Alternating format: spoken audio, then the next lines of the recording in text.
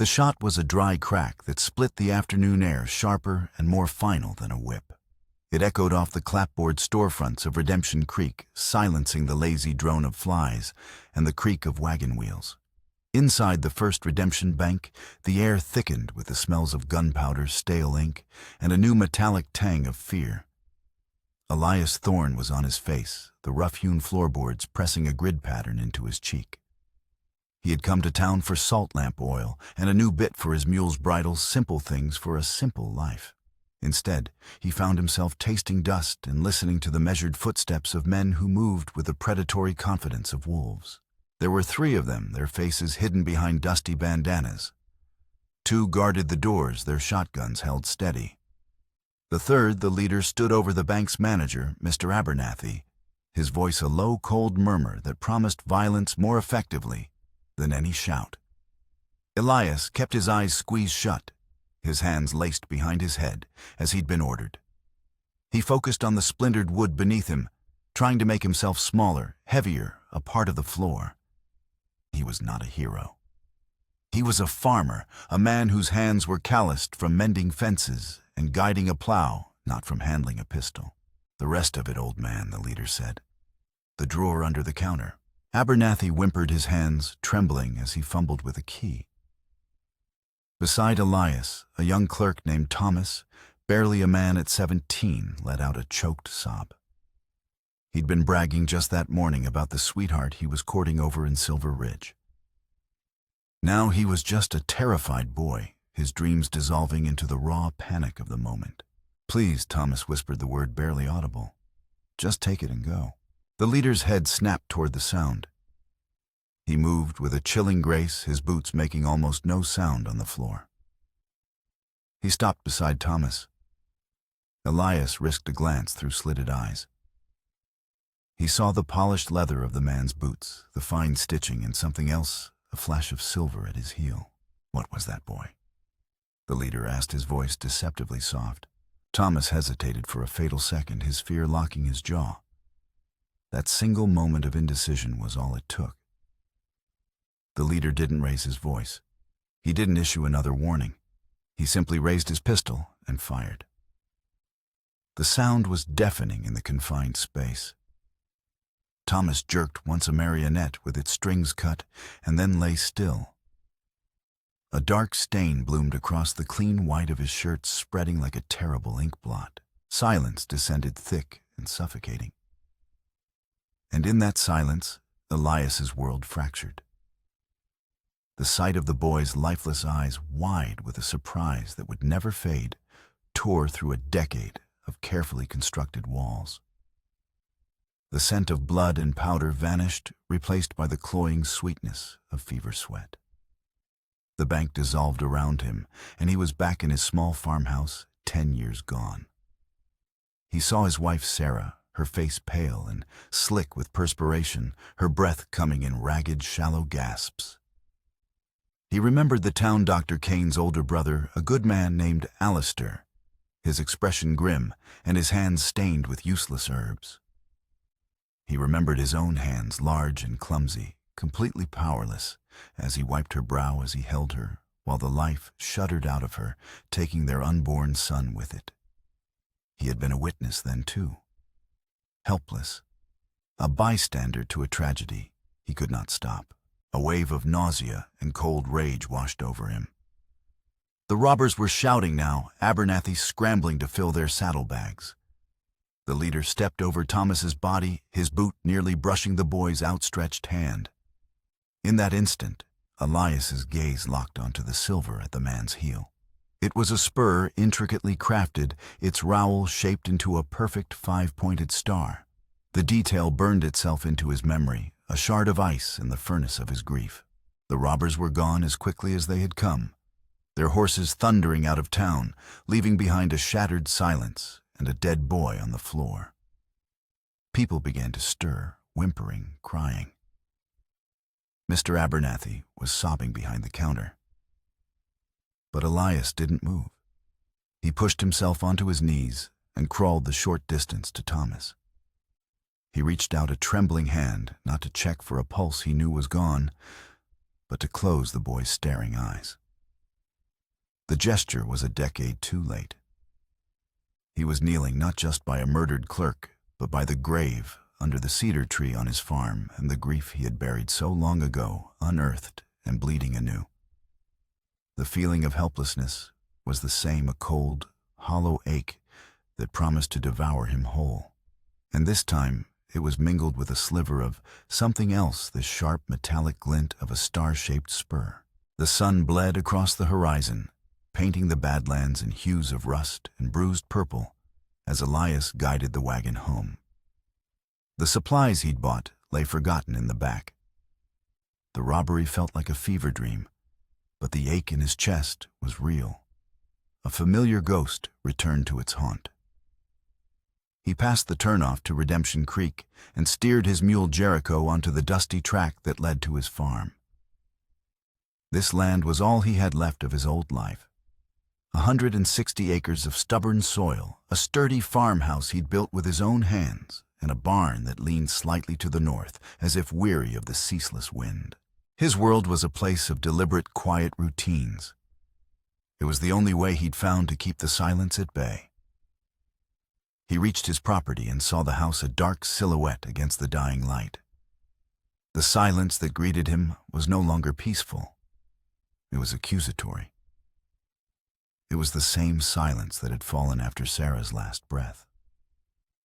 For 10 years he had simply endured it. Tonight it felt like a judgment. He unhitched Jericho and led the old mule to the barn. "Just another day, old friend," he murmured, his voice rough from disuse. The one-sided conversations were a habit, a way to hear a voice, even if it was only his own. Jericho just flicked an ear and nudged the empty water trough. Inside the house, the loneliness was a physical presence. He lit a lantern, its yellow glow pushing back the shadows, but not the emptiness. He walked past the small kitchen table set for one. He ran his hand over the back of the rocking chair by the cold hearth, Sarah's chair. The wood was worn smooth from her touch, a relic he couldn't bring himself to move. Her laugh. He remembered her laugh. It was the sound of wind chimes in a summer breeze, a sound the silence had long since devoured. His gaze drifted to the window that faced north toward the single cedar tree that marked the graves. He had dug them himself, his hands raw, his heart a hollow stone in his chest. He hadn't been helpless then. He'd been broken. The town had offered its condolences, its platitudes, but no one had stayed to help him shovel the earth. He had learned then that a man faces his deepest griefs alone. The farm had the only reliable wellspring in the valley, a deep, cool source of water that had never run dry. In seasons past, it had been a blessing. Now, with a drought tightening its grip on the territory, it had become a source of tension. The creek was a ribbon of cracked mud, and ranchers were driving their herds miles in search of water. He had seen the covetous glances cast toward his property, heard the murmurs in town. Lately, those murmurs had been punctuated by a new name, Silas Kane. Kane was a man from the east, they said, with money to burn and an appetite for land. He dressed in tailored suits and polished boots that seemed immune to the dust that coated everyone else. He spoke with a disarming charm, but his eyes were as cold and hard as river stones. One by one, ranchers whose wells had run dry and whose finances had crumbled were selling their land to Kane for pennies on the dollar. Elias watched as Kane's holdings grew a creeping tide of acquisitions that seemed to be closing in around his own property. There was a rumor that Kane never made an offer twice, and that those who refused him often met with sudden, inexplicable misfortune. A barn fire, a spooked herd, a fence cut in the dead of night. Elias wasn't afraid of Kane. He was a man who had already lost everything that mattered. Land was just dirt and water. But as he stood in his silent kitchen, the image of the star-shaped spur flashed in his mind, sharp and violent. The robbery had been too clean, too professional for common bandits. And Redemption Creek, a town with little more than a bank and a mercantile, was an unlikely target for such a disciplined crew. The thought settled uneasily in his gut, a seed of suspicion in the barren ground of his grief. For the first time in a long time, Elias felt the stirrings of something other than sorrow. It was a cold, quiet anger, and it was aimed at a world that had once again shown him its casual cruelty. The sound that woke him was not a human one. It was the sharp, distressed bray of his mule, a sound of alarm that cut through the dead of night. Elias was out of his chair by the stove in an instant, his senses on high alert. He grabbed the old shotgun he kept leaning against the wall, its stock smooth and familiar in his hands, and moved silently to the door. The moon was a pale sliver, offering little light. The yard was a tapestry of deep shadows and faint, silvery outlines. Another frantic sound from the barn, a panicked shuffle and a low snort. Jericho was not easily spooked. Something was wrong. Elias slipped out of the house, keeping to the shadows along the wall, the shotgun held low. The air was still and cold. He could hear the frantic pounding of his own heart. As he neared the barn, he heard voices low and rough carried on the night air from the edge of his property. "Circle around the south fence. If she's here, she can't have gone far. Kane ain't gonna be happy if we lose her. Said he wanted that piece of land cleared by morning. Kane." The name sent a jolt through Elias. He flattened himself against the barn's rough siding, listening. The men were moving away, their footsteps crunching on the dry earth. He waited until their sounds faded before sliding the heavy barn door open just enough to slip inside. The barn was pitch black and smelled of hay and animal warmth. Jericho stamped nervously in his stall. "Easy, boy," Elias whispered. He moved forward, his eyes slowly adjusting to the gloom. And then he saw it, a shape huddled in the corner behind a stack of old feed sacks. He raised the shotgun, his thumb finding the hammer. "Don't move," he said, his voice a low growl. The shape flinched. A small, desperate sound like a cornered animal escaped it. He stepped closer, peering into the shadows. It was a woman curled into a tight ball, her face hidden. She was shaking uncontrollably. He could see the pale glint of her bare shoulder through a tear in her dress. He lowered the shotgun slightly. She didn't look like a threat. She looked like she had reached the end of her rope. "Who are you?" he asked, his voice softer but still wary. "What are you doing in my barns?" She looked up then, and in the faint moonlight, filtering through a crack in the wall, he saw her face. She was native Apache, from the high cheekbones and the straight line of her jaw. Her eyes were wide with terror, dark pools reflecting a history of pain he could only guess at. Her black hair was a tangled mess, and a long, bloody scratch ran down her cheek. "Please," she whispered, her English heavily accented but clear. "They will kill me." Elias's mind raced. Kane's men. They were hunting her. His first instinct, the instinct of a man who had spent a decade avoiding trouble, was to tell her to leave, to push her back out into the night and let her fate unfold far from his land. But then he saw the raw terror in her eyes, the same helpless fear he had seen in the young clerk's face just hours before. He thought of his own powerlessness, the guilt that gnawed at him. Turning her out would be the same as pulling the trigger himself. He made a split-second decision, the kind a man makes when he's tired of being a witness. "Get in the hayloft." Now he commanded, pointing the shotgun barrel toward the ladder. "And don't make a sound." She scrambled to her feet, her movements clumsy with exhaustion and fear, and climbed the ladder with surprising speed. Elias moved to the barn door, peering out. The two ranch hands were now sweeping back toward the barn, their lanterns creating dancing circles of light. He had seconds. He closed the barn door, slid the heavy wooden bar into place, and then kicked over a bucket near the entrance, hoping the noise might sound like a spooked animal settling down. He held his breath as the footsteps approached. They stopped just outside the door. "You check in there," one of the men asked. "Doors barred from the inside." Old Man Thorne must have turned in for the night. She wouldn't have gone in there. Maybe. Let's check the wellspring. If she's desperate, she'll go for water. Their voices receded as they moved off toward the north pasture. Elias let out a long, slow breath he didn't realize he'd been holding. He was safe for now. But he had just defied Silas Kane's men. He had sheltered a fugitive. He had crossed a line, and he knew with a certainty that chilled him to the bone that there would be no going back. In the hayloft above, a single shaky sob broke the silence, and Elias felt a dangerous, unfamiliar bond form in the darkness, the bond between two people cornered by the same predator. The sun had barely crested the eastern ridge when Elias heard a soft stirring from the hayloft. He had spent the rest of the night in the barn shotgun across his lap, his back against Jericho's stall. Sleep had been impossible. Every gust of wind sounded like returning footsteps, every creak of the old barn a threat. He watched as the woman climbed down the ladder, her movements stiff and cautious. In the pale morning light, he could see the full extent of her ordeal. Her dress was torn and filthy, her feet were cut, and bleeding and exhaustion was etched into every line of her face.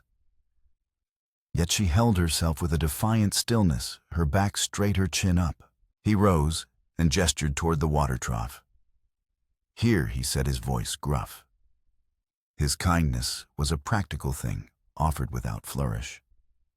He ladled some water into a tin cup and held it out. She watched him for a long moment, her dark eyes searching his face for a hint of deception. Finally, she took the cup, her fingers brushing his. Her touch was cold. She drank slowly, deliberately, as if savoring every drop. "My name is Elias," he said, breaking the silence. She lowered the cup. "Nia," she said. The name was soft, but it held its ground. Her English was minimal, each word chosen with care. "They say I steal." "In town?" Elias asked, remembering the reason Kane's men were after her. She shook her head. "From camp, on Kane land. They put bread in my pack, then they chase me." The pieces clicked into place. The theft was a lie, an excuse. Kane wanted the land she was on, and his men had manufactured a reason to drive her off. It was a cruel, simple, and brutally effective tactic. The same ruthlessness that left a boy dead on a bank floor for a moment's hesitation. Elias felt that cold anger from the day before return settling deep in his gut. He was no longer just a man who had stumbled into trouble. He was now a part of it. "You can stay here." He said the words, feeling heavier than he expected. "Until you're healed. They won't look for you here again." Nia's eyes narrowed slightly. She understood the risk he was taking. Why she asked the single word, a direct challenge. Elias thought of Sarah, of the dead clerk, of a lifetime of standing by while things fell apart. "Because I'm tired of watching men like Kane win," he said. It was the truest thing he had said in 10 years. Over the next few days, a quiet routine formed between them. It was a partnership born of necessity, built on unspoken understanding. Elias's dialogue remained terse and practical, but his actions spoke of a deep, protective instinct. He left food for her, a bowl of beans, a heel of bread, without watching her eat, giving her the dignity of privacy. He found an old pair of Sarah's work boots and left them by the ladder. They were too big, but they were better than nothing. Nia, in turn, communicated through observation and action. Her English was sparse, but her intelligence was sharp. She saw the way he favored his left shoulder and without a word took over the task of hauling the heavier water buckets. She noticed the fraying leather on Jericho's harness, and using an awl and sinew from a small pouch she had managed to keep, she stitched it with small perfect seams that were stronger than the original. Her hands, though bruised, were endlessly capable. Their first real test came a week later. A gleaming black buggy pulled by two perfectly matched geldings rolled up the track to the farmhouse. Elias saw it from the field and felt his stomach clench. He had seen that buggy in town. It belonged to Silas Kane. He sent Naya into the house with a single, urgent look and went to meet his visitor. Silas Kane was exactly as the rumors described him. He was tall and elegant in a dark suit, his boots polished to a mirror shine despite the dust. He stepped down from the buggy with a fluid grace, a warm, charismatic smile on his face that never reached his eyes. "Mr. Thorne Kane," said, extending a gloved hand. His voice was smooth, educated, and utterly out of place in the rustic yard. "Silas Kane. I've been meaning to introduce myself. I'm your new neighbor on several sides." Elias ignored the outstretched hand. "I know who you are." Kane's smile didn't falter. He let his hand drop. "A man who appreciates directness. I can respect that." His gaze swept over the farm, taking in the well-maintained barn, the sturdy house, the trickle of water from the pump that fed the wellspring. His eyes lingered on the well. "You have a fine property, Mr. Thorne, especially in this drought. Water is more valuable than gold these days." "It's not for sale," Elias said flatly. "Everything is for sale for the right price," Kane countered smoothly. "And I am prepared to be very generous. Think of it a chance to leave this hard-scrabble life behind. A fresh start somewhere else." He paused, his eyes flicking toward the house. "I also hear you've taken in a stray. An Apache woman, I believe. The town is buzzing about it. It's a charitable impulse, of course, but a dangerous one. Those people can be unpredictable." The veiled threat was unmistakable. This wasn't a land offer. It was a warning. Elias felt the hair on his arms stand up. This man, with his eloquent speech and polished exterior, was the one who had ordered a boy's murder and hunted a woman through the night. "What happens on my land is my business." Elias said, his voice low and steady. "The woman is under my protection." Kane's smile finally tightened, the charm cracking to reveal the cold ambition beneath. "Protection is a fragile thing, Mr. Thorne, like a fence in a storm, or a man's reputation in a small town." He turned and stepped back into his buggy. "I'll leave you to consider my offer. But do understand, the drought is only going to get worse." The buggy rolled away, leaving Elias standing in a cloud of dust. The visit had been a battle of wills, a quiet declaration of war fought with subtext and smiles. As he watched Kane disappear down the road, Elias knew the psychological threats would soon turn physical. He had been challenged, and his answer had been defiance. The stakes had just been raised for him and for the silent woman watching from the window of his house. In the weeks that followed Kane's visit, the fragile truce between Elias's farm and the outside world began to crumble. The drought worsened the sun, baking the land into a cracked, brittle shell. Elias's wellspring became an oasis in a growing desert, a fact that did not go unnoticed. But the real change was happening within the walls of the farmhouse. The space between Elias and Nia, once filled with wary silence, was now occupied by a growing partnership. Nia revealed a deep knowledge of the arid land that Elias, for all his years of farming, it had never possessed. She led him to yucca plants, whose roots could be pounded into a cleansing soap, and to hardy desert greens that supplemented their dwindling supplies. She showed him how to create a simple filtration system using sand and charcoal, conserving every precious drop of water from the well. She was a survivor, and her skills were invaluable. In return, Elias offered her his protection. He saw the way she watched the road, the lingering fear in her eyes. One afternoon, he took the old shotgun from the wall. "You need to know how to use this," he said simply. He took her to the far end of the pasture and taught her how to load, aim, and fire. Her first shot was wild, the kick of the gun, sending her stumbling back. But she set her jaw, reloaded, and tried again. By the end of the day, she could reliably hit a tin can perched on a fence post from 20 paces. Their bond was not one of whispered confessions or tender affections. It was forged in the shared labor of survival, a mutual respect that ran deeper than words. Meanwhile, the memory of the bank robbery festered in Elias's mind. The image of the murdered clerk and the glint of the star-shaped spur haunted his sleep. He felt a growing conviction that the robbery and Kane's arrival were connected.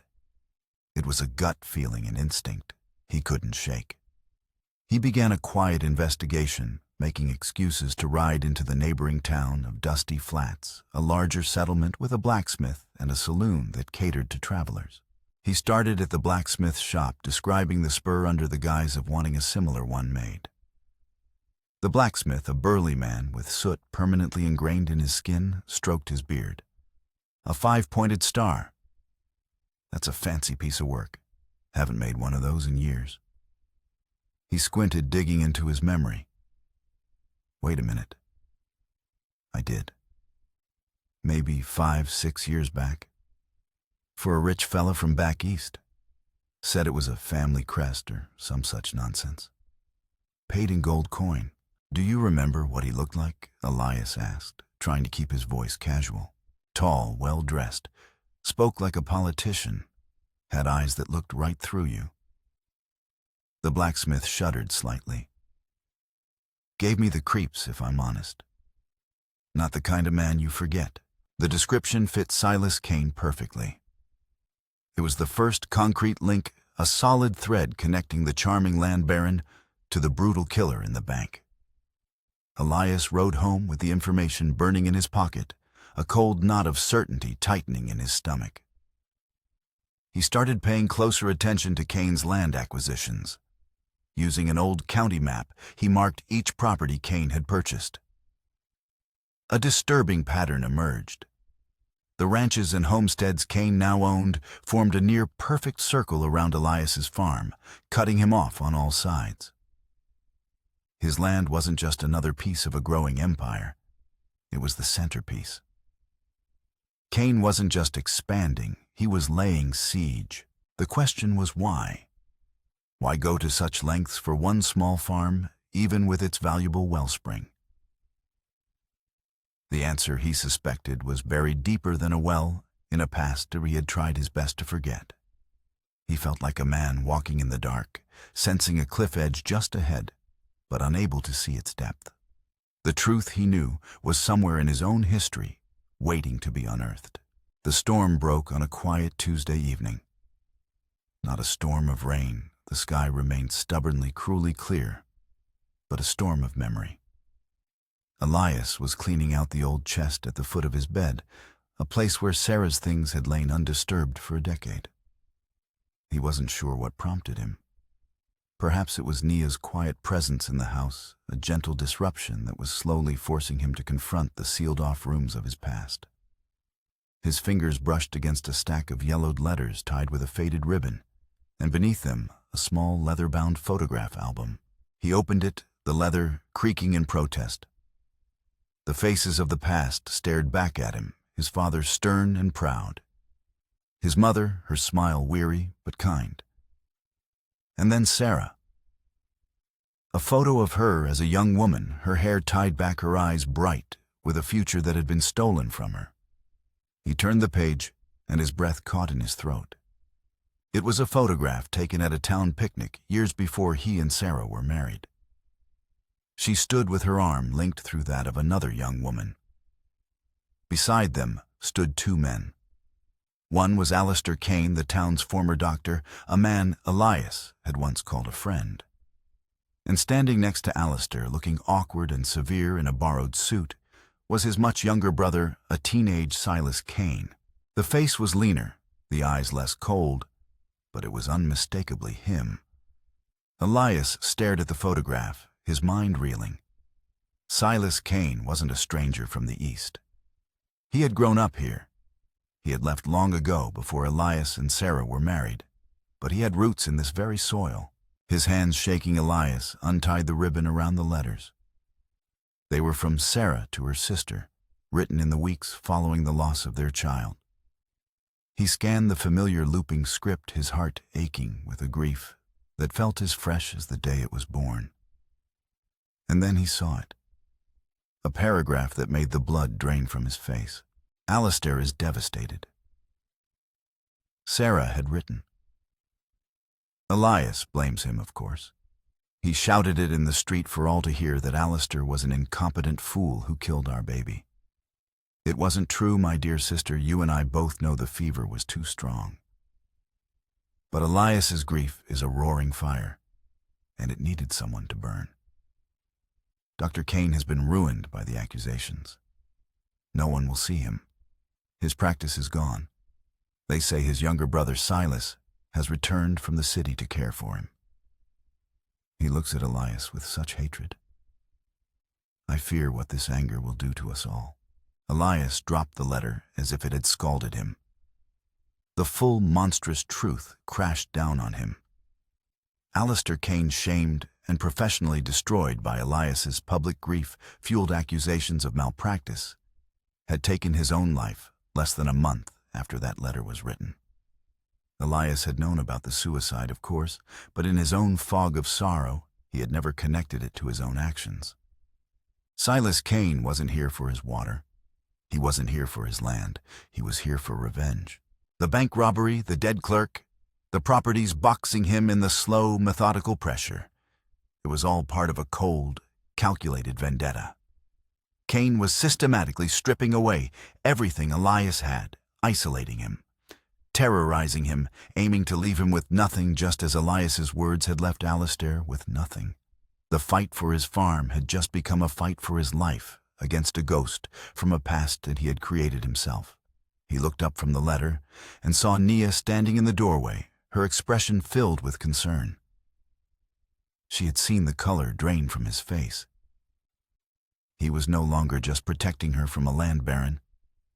He was protecting her from the consequences of his own history, a blood debt that had finally come due.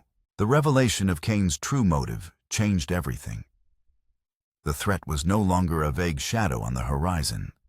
It had a face, a name, and a deeply personal history. Elias felt a chilling clarity. He was not a random victim. He was a specific target. And with this knowledge, he saw Kane's subsequent actions not as random misfortunes, but as precise, deliberate strikes. The escalation began subtly. A section of his south fence was cut, allowing 2 of his 3 cattle to wander off into the arid hills, likely to perish from thirst. Then one morning, he found the water in Jericho's trough fouled with oil, a petty act of cruelty that sent him into a quiet, simmering rage. These were the actions of a man tightening a noose. The most significant attack came not with a knife or a fire, but with a piece of paper. Sheriff Keating, a fair but weary man, bound by the letter of the law, rode out to the farm a week after Elias discovered the truth. He looked uncomfortable, his gaze avoiding Elias's. Elias. I'm sorry about this, Keating said, holding out an official-looking document. Silas Kane has filed a legal claim on your water rights. Says the source of your wellspring originates on his property, and you've been illegally diverting it for years. He's got surveyor's maps, old ones, but they look legitimate. It's a lie, Sheriff, and you know it, Elias said, his voice tight. My knowing it doesn't change the ink on this paper. Keating replied grimly. The judge issued an injunction. Until it's sorted out in court, which could take months, you're legally barred from drawing more than 10 gallons a day. For personal use only. None for livestock or crops. He tacked the notice to the side of the well pump of the white paper, a stark symbol of Kane's power. I'm sorry, Elias. My hands are tied. The injunction was a death sentence for the farm. 10 gallons a day wouldn't keep Jericho alive, let alone the struggling corn crop. Kane was choking him out, using the law as his weapon. But the cruelest blow was yet to come. Kane knew that Elias's greatest strength and his greatest vulnerability was now Nia. To isolate Elias completely, he had to remove her. A few days later, while Elias was in the fields assessing the damage to his wilting crops, 2 of Kane's ranch hands rode up to the house. Elias saw them and sprinted back, his heart pounding with dread. He arrived to find them dragging a struggling Nia from the porch. Sheriff Keating was with them, his face a mask of grim duty. What is the meaning of this? Elias roared, grabbing for the shotgun he'd left leaning against the doorframe. Hold it right there, Elias Keating warned, his hand on his own pistol. Mrs. Bonham from the Mercantile reported a theft. A silver locket.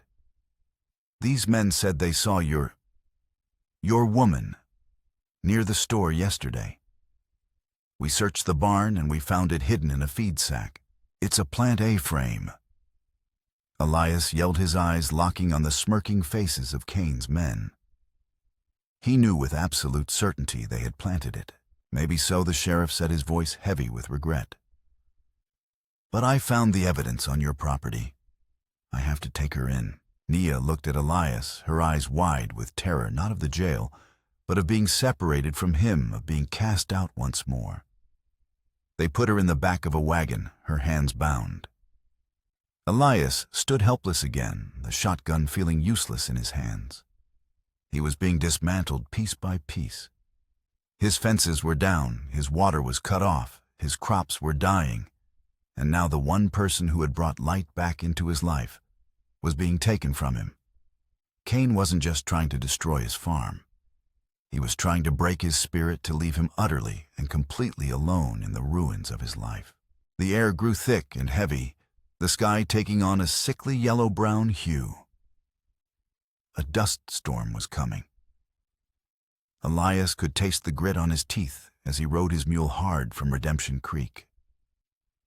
He had spent every last dollar he had to his name to post Nia's bail, leaving the jail with the sheriff's solemn warning echoing in his ears. The circuit judge arrives. In 2 days, Elias. If you can't prove she was framed by then, she's going to prison. As he and Nia approached the farm, they saw it. Kane's black buggy was parked in the yard. Standing on the porch holding a foreclosure notice was Silas Kane himself. Beside him stood Sheriff Keating and 2 deputies, their faces grim under the darkening sky. The wind was picking up whipping dust into swirling eddies around them. This was it, the final act. Elias dismounted, helping Nia down. He walked toward the porch, his body weary, but his eyes burning with a cold fire. He had nothing left to lose. It's over. Thorne Kane said, his voice cutting through the rising wind. He held up the paper. The bank has called in your loan. Seems you missed a few payments. I, being a good neighbor, have purchased your debt. The farm is mine. It was the final, perfect checkmate. Every move had been planned. The legal maneuvering, the false accusations, the financial pressure, all culminating in this moment. Believing he had utterly and finally won Kane. Let the charming facade drop away completely.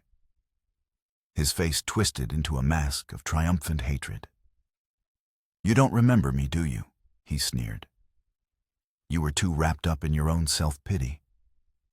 You stood in the street and you destroyed my brother with your lies. You called him a butcher.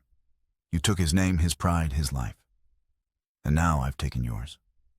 This land, your water, your reputation, even your Apache whore.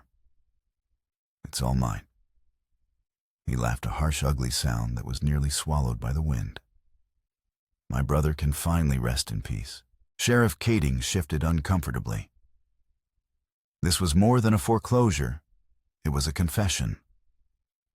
Elias stood silent, absorbing the venom, the decade of festering hatred. He had known the reason, but hearing it laid bare was like swallowing glass. But as Kane spoke, his gaze triumphant, he failed to notice Nia. She had been standing slightly behind Elias, her face a mask of quiet shock. Now she stepped forward, her eyes locked, not on Kane's face, but on his feet. The wind whipped her dress around her, pressing the fabric against her legs, but she seemed not to notice. Her gaze was fixed on the silver spur on Kane's right boot, the 5-pointed star gleaming dully in the storm's eerie light. A sound escaped her lips, a low guttural cry that was not in English. Her body began to tremble, not with fear, but with a volcanic rage. She pointed a shaking finger at Kane and began to speak, her voice rising in a torrent of her native Apache tongue words that were sharp-clipped and filled with a pain that transcended language. Cain stared at her, his triumphant smile faltering into confusion. What is this nonsense? Sheriff Elias said, his own voice shaking as he translated Nia's furious words, his eyes never leaving Cain. She says she knows that spur. She says the man who wore it was called Star Spur by the soldiers he rode with. Nia's voice rose to a scream, tears streaming down her face, mixing with the dust. She says he was a mercenary. Elias continued, his voice growing hard as steel. Years ago, before he came here, he led a raid on her village, under contract to clear the territory for the railroad. They burned it to the ground. They killed the children. His voice broke for a second. They killed her family. She saw him. She saw him step over her mother's body as he walked away. The secondary twist landed with the force of a physical blow. The air crackled with tension. Cain's carefully constructed world of righteous revenge crumbled into a far uglier truth. He wasn't just a vengeful brother.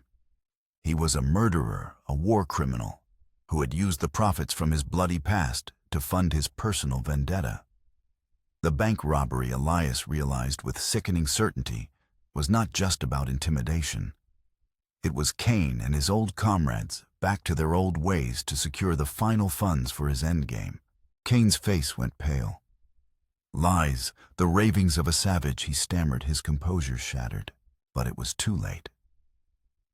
Sheriff Keating looked from Nia's grief-stricken, furious face to the unique spur on Cain's boot, to the dawning horror and understanding on Elias's face. The foreclosure notice, the stolen locket, it all paled in comparison to this. This was not about the law on paper. This was about justice. The dust storm howled around them, a primal scream of nature's fury. With a slow, deliberate movement that seemed to take an eternity, Sheriff Keating's hand moved to the Colt Peacemaker at his hip. He drew the weapon, but it wasn't pointed at Elias. He leveled it directly at Silas Cain's chest. "Silas Cain," the sheriff's voice boomed over the wind, "you are under arrest for murder."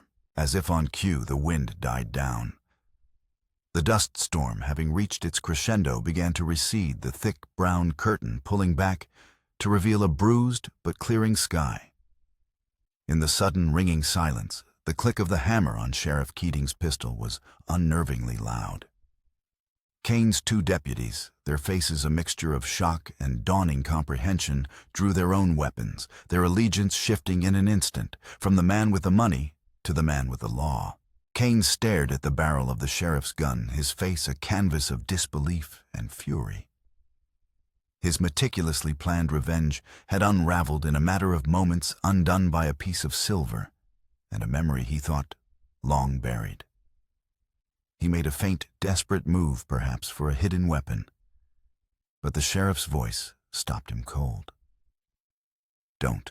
Defeated Cain slowly raised his hands. The deputies moved in, binding his wrists with a cold, final efficiency.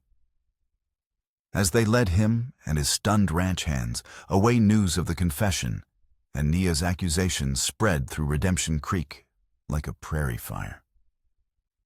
The townsfolk who had gathered at a distance to watch the foreclosure began to drift forward, their expressions of suspicion and prejudice toward Elias and Nia replaced by a mixture of awe and shame. Elias and Nia stood together on the porch, exhausted but unbowed, watching as the buggy that had symbolized Cain's tyranny was used to transport him to a jail cell. The foreclosure notice lay on the ground, a meaningless piece of paper skittering in the aftermath of the storm. As the sky cleared, the first rays of late afternoon sun broke through, washing the farm in a warm, clean light. The land felt different, as if a great weight had been lifted from it. Over the next few days, the town's reaction was a quiet, profound apology. Mr. Henderson, the rancher, who had been most vocal in his distrust, arrived one morning with two of his sons and spent the day helping Elias mend the fences Cain's men had cut. He didn't say much, just a gruff, "Figured you could use a hand," but the offer was a treaty of peace. Other farmers brought sacks of grain for Jericho and seedlings for Elias's ruined cornfield. The most poignant gesture came from Mrs. Bonham at the mercantile. She drove her own wagon out to the farm, her face set in its usual stern lines. But instead of sharp words, she brought a crate filled with supplies, flour sugar lamp oil, and the silver locket that had been used to frame Nia. She handed it to Nia without a word, a silent admission of her own part in the town's misguided judgment. Nia accepted it, her expression unreadable, and then handed it back. "I do not need this," she said, her English clear and steady. Mrs. Bonham simply nodded, a flicker of deep respect in her eyes, and took it back. The people of Redemption Creek had cast Nia out as a thief.